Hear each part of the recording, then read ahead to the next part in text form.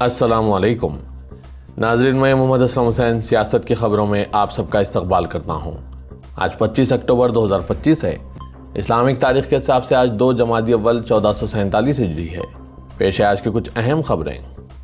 उत्तर प्रदेश की वज़ीर बराए ख़वातीन बहबूद और बच्चों की तरक्की बेबी रानी मौर्या जुमे की रात आगरा लखनऊ एक्सप्रेस वे पर एक सड़क हादसे में बाल बाल बच गई। काबीनी वज़ीर हातर ज़िले में मुख्तलिफ सरकारी प्रोग्रामों में शिरकत के बाद लखनऊ जा रही थी जब यह वाक़ा पेश आया। हादसा ज़िला फ़िरोज़ाबाद में 56वें किलोमीटर के निशान के करीब पेश आया, जहां हाईवे के दोनों अतराफ से ट्रैफिक को एक लेन की तरफ मोड़ दिया गया। एक ट्रक रानी मौर्या की गाड़ी से आगे जा रही थी। अचानक इसका एक टायर फट गया, जिसके नतीजे में यह कंट्रोल खो बैठी और वज़ीर की गाड़ी से टकरा गई। ताहम मौर्या के ड्राइवर की चौकसी ने एक बड़ा हादसा टाल दिया। गाड़ी को शदीद नुकसान पहुंचा, जबकि वज़ीर महफूज रही। आज के इस खबरनामे को नूरानी लिबास की जानिब से स्पॉन्सर किया जा रहा है।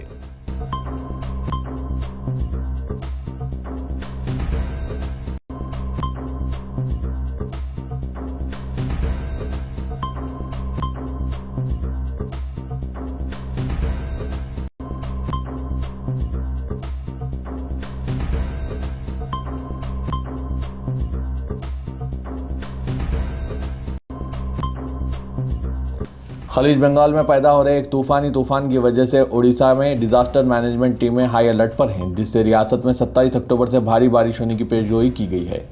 अगरचे तूफान के उड़ीसा में बराह रास्त लैंडफॉल करने की तौक़्क़ी नहीं है, लेकिन इससे अब भी बड़े पैमाने पर बारिश और तेज़ हवाएं चलने का इम्कान है।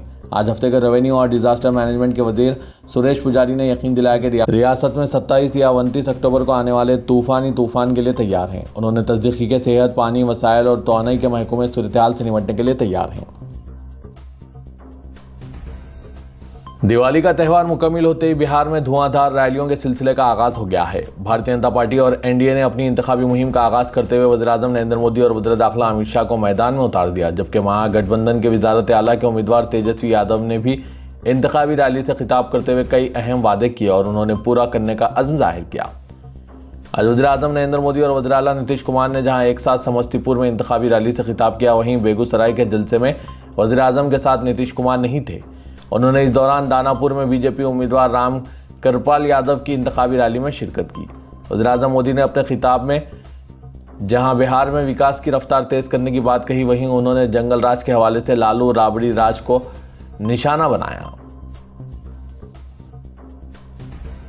हिंदुस्तान के मौजूदा chief justice of India BR Gavai के बाद मुल्क का अगला चीफ जस्टिस कौन होगा, इस तकर्रुरी की कार्रवाई मरकजी हुकूमत ने बाकायदा तौर पर शुरू कर दी है। वाज़ेह के chief justice of India Gavai आइंदा माह 23 नवंबर को अपने ओहदे से सुबुकदोश हो जाएंगे। इनकी सुबुकदोशी से कबल मुल्क के नए चीफ जस्टिस की तकर्रुरी होनी चाहिए, क्योंकि ये आइनी तौर पर नागुज़ीर है।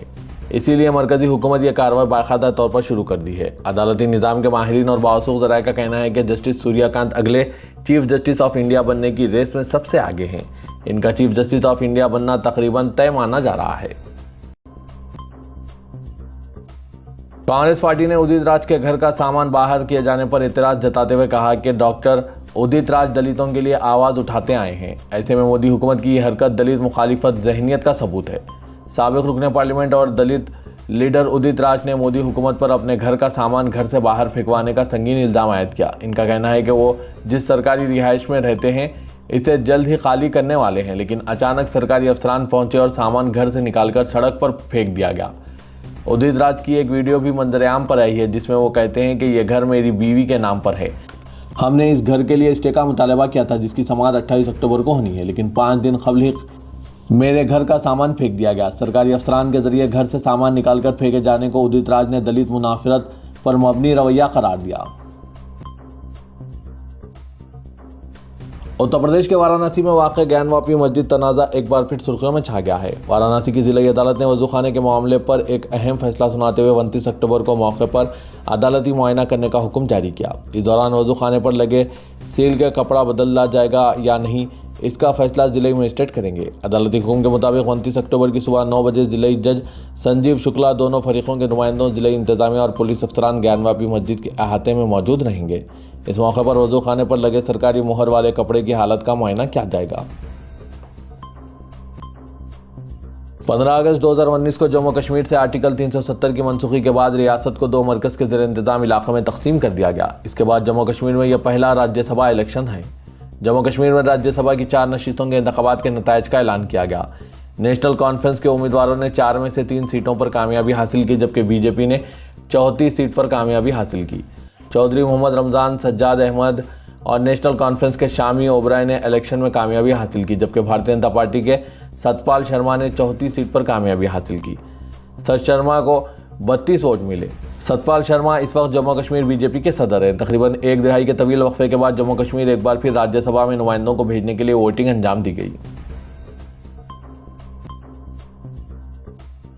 उत्तर प्रदेश में कानून का निफाज रियासती हुकूमत के तरीके से नाफिज किया जा रहा है। रियासत में ऐसे कई कानून और दफात हैं जिन पर वक्तन फ़वक्तन सवाल उठते रहे हैं। अब सुप्रीम कोर्ट ने तब्दीली मजहब एक्ट की कुछ दफात के हवाले से शदीद तशवीश का इजहार किया। प्रयागराज में वाक़ Sam Higginbottom university of agriculture technology and sciences के वाइस चांसलर और दीगर अफसरान के खिलाफ लोगों के ज़बरदस्ती मजहब तब्दील करने के इल्ज़ाम में दर्ज FIR को मुस्तरद करते हुए सुप्रीम कोर्ट ने उत्तर प्रदेश मुखालिफ तब्दीली एक्ट 2021 की बाज़ दफ़ात पर तशवीश का इजहार किया। अदालत ने कहा कि उत्तर प्रदेश मुखालिफ तब्दीली मजहब एक्ट 2021 एक ऐसे शख्स पर शदीद बोझ डालता है जो अपने मजहब के अलावा किसी और मजहब को कबूल करना चाहता है। अदालत ने इस बात पर भी जोर दिया कि हिंदुस्तान के लोगों को फ़िक्र, इजहार, अक़ीदा, आस्था और इबादत की आज़ादी है और यह आज़ादी मुल्क की सेकुलर फितरत का मुजस्सम इजहार है। मध्य प्रदेश की दारुल-हुकूमत भोपाल में इस साल हो रहे 78वें आलमी तबलीगी इज्तिमा 14 से 17 नवंबर अटखेरी के वसी मैदान में मुनक़िद किया जा रहा है। ये इज्तिमा दीनी, रूहानी और आलमी लिहाज से गैर मामूली अहमियत रखता है, जिसमें इस मरतबा तकरीबन 12 लाख शुरका की आमद मुतवक्क़ है। इज्तिमा कमेटी के मुताबिक गुज़िश्ता साल के मुकाबले में तैयारियों में 20% इजाफा किया गया है ताकि बढ़ती हुई तादाद को बेहतर सहूलत फराहम की जा सके। इज्तिमा कमेटी के media incharge doctor Umar Hafeez ने बताया कि इस बार मरकज़ी पंडाल का रकबा 100 एकड़ से बढ़ाकर 120 एकड़ कर दिया गया है, जबकि पार्किंग एरिया को 300 एकड़ से ज़्यादा तक वसअत दी गई है। पार्किंग के बेहतर नज़्म व ज़ब्त के लिए 70 जोन बनाए जा रहे हैं ताकि गाड़ियों के आमद-ओ-रफ्त में किसी किस्म की दिक्कत ना हो। इज्तिमा के दौरान तमाम इंतज़ाम तकरीबन 30,000 तरबियत याफ्ता और तजुर्बेकार अफराद के सुपुर्द किए गए हैं। इनमें से 25,000 रज़ाकार इज्तिमा कमेटी के हैं, जबकि 5,000 अफराद शहरी इंतज़ामिया और पुलिस से वाबस्ता हैं। रियासत तेलंगाना के दारुल-हुकूमत शहर हैदराबाद के जुबली हिल्स असेंबली हल्के के ज़मनी चुनाव में जुमला 58 उम्मीदवार मैदान में हैं। पर्चा नामजदगी से दस्तबरदार की आखिरी तारीख थी और रिटर्निंग ऑफिसर साईराम के मुताबिक 11 नवंबर की रायदही में जुमला 58 उम्मीदवार मैदान में हैं। जुबली हिल्स के ज़मनी चुनाव के लिए जुमला 211 उम्मीदवारों ने पर्चा नामजदगी दाखिल किया था। 81 उम्मीदवार मुकाबले के अहल करार दिए गए। इनमें से आज मुख्तलिफ पार्टियों और आज़ाद उम्मीदवारों में जुमला 23 पर्चाजात नामजदगी से दस्तबरदारी अख्तियार की गई और इंतखाबी मैदान में 58 उम्मीदवार हैं। जुबली हिल्स असेंबली हल्के की तारीख में पहली मरतबा इस कदर बड़ी तादाद में उम्मीदवार मुकाबला कर रहे हैं।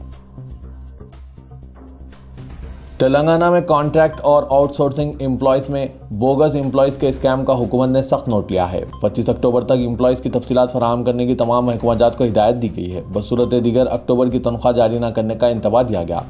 साथ ही इसकी तहकीकात की जिम्मेदारी इंटेलिजेंस डिपार्टमेंट को सौंप दी गई है। वज़ीर BRS के दौरे हुकूमत में कॉन्ट्रैक्ट और आउटसोर्सिंग एम्प्लॉयज़ के तकर्रुरात में बड़े पैमाने पर बेकायदगियाँ और बदउनवानियाँ होने का इल्म होने के बाद चीफ मिनिस्टर रेवंत रेड्डी ने साबिक चीफ सेक्रेटरी शांति कुमारी की क़यादत में सह रुकनी कमेटी तश्कील देते हुए तफसीली रिपोर्ट पेश करने की हिदायत दी। शांति कुमारी ने रियासती हुकूमत के तमाम महकमाजात, कॉरपोरेशन, म्यूनसिपलिटीज़ में रेगुलर, कॉन्ट्रैक्ट और आउटसोर्सिंग पर खिदमत अंजाम देने वाले मुलाजमीन की तफसीलात पेश करने की हिदायत दी, जिसमें Aadhaar number, phone number, resident certificate के अलावा दीगर तफसीलात को मुंसलिक करने का हुक्म जारी किया गया। ड्रग कंट्रोल एडमिनिस्ट्रेशन तेलंगाना हुकाम ने दोनों शहरों हैदराबाद और सिकंदराबाद के मुख्तलिफ जिम में बैक वक्त धावे करते हुए वहाँ की तलाशी ली। इस कार्रवाई में एनाबॉल, एंड्रोजेनिक और दूसरे किस्म के अशिया के इस्तेमाल के खिलाफ तलाशी ली। बॉडी बिल्डिंग के जरिए जिस्म बनाने वाले शौकीन अफराद को इन ममनुआ ड्रग्स के इस्तेमाल का मशवरा देते हुए जिम इंतजामिया शहरियान के जान को ख़तरे में डाल रहे हैं। इस अहम मुहिम के हिस्से के तौर पर 24 अक्टूबर को पुलिस हुकाम के ताउन से शहर के 20 जिम्स पर अचानक धावे किए गए। इलाके सिकंदराबाद, मेहदीपट्टनम, टोली चौकी, मलकपेट, पंजागुट्टा, बंजारा हिल, जुबली हिल्स, कोकटपल्ली और कई इलाकों में तलाशी ली और ये ममनुआ ड्रग्स के इस्तेमाल से इंसानी सेहत को संगीन खतरात पैदा होते हैं। अद्वियात जो अक्सर बॉडी बिल्डिंग के लिए इस्तेमाल किए जाते हैं, इसके मज़र असरात जिगर को नुकसान पहुँचाना, मिजाज में तब्दीली, हार्मोन्स के तवाज़ुन में बिगाड़, गुर्दों की नाकामी और नफ्सियाती आर्ज़े का सबब भी बन रहे हैं। इस कार्रवाई में ड्रग कंट्रोल अथॉरिटी एडमिनिस्ट्रेशन के हुकाम ने जिम इंतजामिया को ये इंतबाह जारी किया है कि ममनुआ अद्वियात के इस्तेमाल पर इनके जिम को मुहरबंद किया जा सकता है। कर्नूल बस हादसे की तहकीकात के दौरान ये हैरत अंगेज इंकशाफात हुए कि यह बस सिटिंग कैरियर थी, स्लीपर कोच नहीं। ज़राए के मुताबिक वेमरी कावेरी ट्रैवल्स की इस बस का हैदराबाद, चेन्नई, बेंगलुरु, विशाखापट्टनम रूट पर टूरिस्ट परमिशन हासिल किया गया था। ये बस तेलंगाना के हेब्रान इंफ्रास्ट्रक्चर प्राइवेट लिमिटेड ने साल 2018 में खरीदी थी और साल 2023 तक इसे इस्तेमाल किया गया। बादशाह वेमोरी विनोद कुमार ने यह बस खरीदी और उन्होंने नो ऑब्जेक्शन सर्टिफिकेट हासिल करके मरकजी ज़ेर इंतज़ाम इलाका दमन एंड देव में दोबारा रजिस्ट्रेशन करवाया।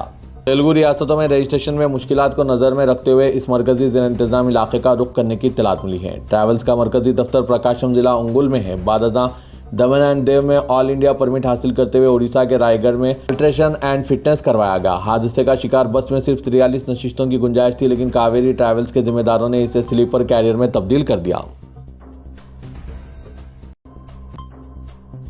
तेलंगाना के वज़ीर-ए-आला रेवंत रेड्डी ने आंध्र प्रदेश के कर्नूल जिले में पेश आए बस हादसे पर गहरे रंज व गम का इजहार किया। उन्होंने मुतासरा खानदानों से दिली हमदर्दी का इजहार करते हुए रियासती हुकाम को हिदायत दी कि वो आंध्र प्रदेश के अपने हम मनसबों के साथ तालमेल कायम करें ताकि तमाम ज़रूरी इमदादी इक़दाम फौरी तौर पर किए जा सकें। वज़ीर-ए-आला ने इस सिलसिले में चीफ सेक्रेटरी और पुलिस डायरेक्टर जनरल से गुफ्तगू की और मुतासरा कुंभों की मदद के लिए खुसूसी हेल्पलाइन कायम करने की हिदायत दी। सदर कुल हिंद मजलिस इत्तेहादुल मुस्लिमीन और रुकन पार्लियामेंट हैदराबाद असदुद्दीन ओवैसी ने बेंगलुरु हैदराबाद बस हादसे में मुसाफिरीन की अमवात पर गहरे रंज व गम का इजहार किया और जख्मियों की आजिलाना सेहत के लिए नेक तमन्नाओं का इजहार किया। असदुद्दीन ओवैसी सदर मजलिस ने बाद नमाज जुमा सहाफ़ियों की जानिब से बस हादसे से मुतालिक सवाल के जवाब में कहा कि बेंगलुरु हैदराबाद बस हादसा इंतहाई दर्दनाक हुआ। इसमें कई मुसाफिरीन की मौत हो गई। ये इंतहाई तकलीफदा बात है। असदुद्दीन ओवैसी ने शख्सी तौर पर और अपनी जमात कुल हिंद मजलिस इत्तेहादुल मुस्लिमीन की जानिब से मरने वालों के अरकान ख़ानदान के साथ हमदर्दी का इजहार किया। उन्होंने ज़ख्मियों की जल्द सेहतयाबी के लिए अपनी नेक तमन्ना भी जाहिर की है। तेलंगाना के वज़ीर-ए-आला रेवंत रेड्डी की जानिब से उस्मानिया यूनिवर्सिटी को आलमी दर्जे की यूनिवर्सिटी में तब्दील करने के लिए 1000 करोड़ रुपये की फराहमी के ऐलान को अमली शक्ल देने के लिए हुकूमत की कायम करदा आला सतही कमेटी ने एक इजलास मुनक़्क़िद करते हुए तजावीज़ और मशवरों को कबूल किया। हुकूमत के मुशीर केशव राव और सेक्रेटरी तालीमात डॉक्टर योगिता राणा IAS ने कमेटी के अरकान के साथ तफसीली तबादला ख्याल किया। कमेटी के अरकान जो तालीमी शोबे में महारत और तजुर्बा रखते हैं, इनसे मालूमात हासिल की गई। हुकूमत ने इस मंसूबे को रूबा अमल लाने के लिए जो कमेटी कायम की है, इसमें सदर नशीन के तौर पर श्रीमती के श्री देवा सेना कमिश्नरेट कॉलेज एट एजुकेशन के अलावा professor Kumar Molugaram vice chancellor Osmania university को मेंबर कन्वेनर बनाया गया, जबकि Ganapathi Reddy managing director TGEWIDC, professor G Chakrapani vice chancellor doctor BR Ambedkar university, professor Basharat Ali शोबे सिविल इंजीनियर उस्मानिया यूनिवर्सिटी और दूसरों को इसमें शामिल किया गया है। तेलंगाना के वज़ीर-ए-आला रेवंत रेड्डी ने जुबली हिल्स रोड नंबर 45 पर ग्रेटर हैदराबाद म्यूनसिपल कॉरपोरेशन की जानिब से तामीर किए जाने वाले प्ले पार्क के कामों का अचानक मुआयना किया।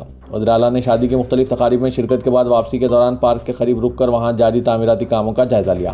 वज़ीर-ए-आला ने साबिक़ में GHMC के ओहदेदारों को हिदायत दी थी कि इस सरकारी ज़मीन पर कब्जा ना होने पाए और वहाँ एक पार्क तामीर किया जाए। तामीराती काम आखिरी मरहले में पहुँचने के पेश नज़र चीफ मिनिस्टर ने अचानक पार्क का मुआयना करते हुए मुतअद्दिद हिदायतें दी है। इस मौके पर रेवंत रेड्डी ने पार्क में काम करने वाले वर्करों से मुलाकात की और इनके काम से मुताल्लिक़ तफसीलात के साथ साथ इनके मसाइल भी दरियाफ़्त किए। तेलंगाना के वज़ीर-ए-आला रेवंत रेड्डी एक बार फिर दिल्ली रवाना हो रहे हैं। वो आज हफ्ते को दोपहर 3 बजे कुल हिंद कांग्रेस कमेटी के दफ्तर में मुनक़्क़िद होने वाले इजलास में शिरकत करने के लिए दिल्ली जा रहे हैं, जिसकी सदारत कांग्रेस सदर मल्लिकार्जुन खड़गे करेंगे। इजलास में रियासत में DCC सुदूर के तकर्रुर पर तफसीली तबादला ख्याल होगा। इस इजलास में चीफ मिनिस्टर के अलावा PCC के सरबराह Mahesh Kumar Goud, deputy chief minister Mallu Bhatti Vikramarka और वज़ीर उत्तम कुमार रेड्डी भी शरीक होंगे। ज़राए के मुताबिक इजलास के बाद इस माह के आखिर तक DCC सुदूर के नामों का ऐलान मुतवक्किल है। हल्का असेंबली जुबली हिल्स के वोटर्स हक रायदही से इस्तेफादे के दौरान अपने साथ मोबाइल फ़ोन साथ नहीं रख सकते और इन्हें ये मोबाइल फ़ोन मराकिज़ रायदही के बाहर डिपॉजिट करवा देने होंगे।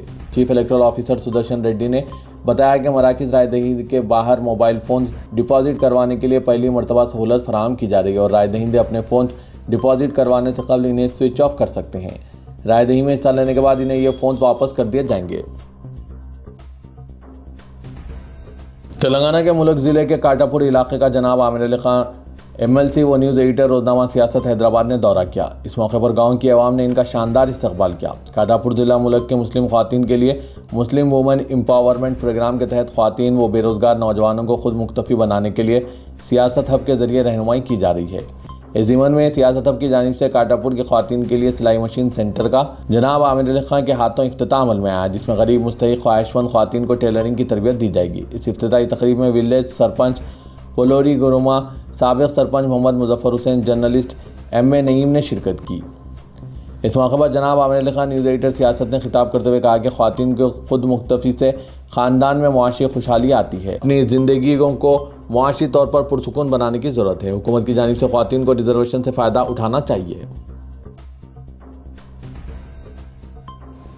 आंध्र प्रदेश में बस में आतिशज़दगी हादसे में 19 मुसाफिरीन की मौत के बाद तेलंगाना के वज़ीर ट्रांसपोर्ट पूनम प्रभाकर ने आज खानगी बस ऑपरेटर्स को इंतबाह जारी किया कि ट्रांसपोर्ट के क़वायद की खिलाफ वर्जी पर इन ऑपरेटर्स के खिलाफ सख्त कार्रवाई की जाएगी। उन्होंने कहा कि बस ऑपरेटर्स गाड़ी के फिटनेस, इंश्योरेंस और दीगर उमूर की खिलाफ वर्जी के मुर्तकिब पाए जाते हैं तो इनके खिलाफ कत्ल का मुकदमा दर्ज करते हुए इन्हें जेल भेज दिया जाएगा। उन्होंने ट्रैवल ऑपरेटर से कहा है कि वो क़वायद की पासदारी करें और रफ्तार की हद पर अमल करें।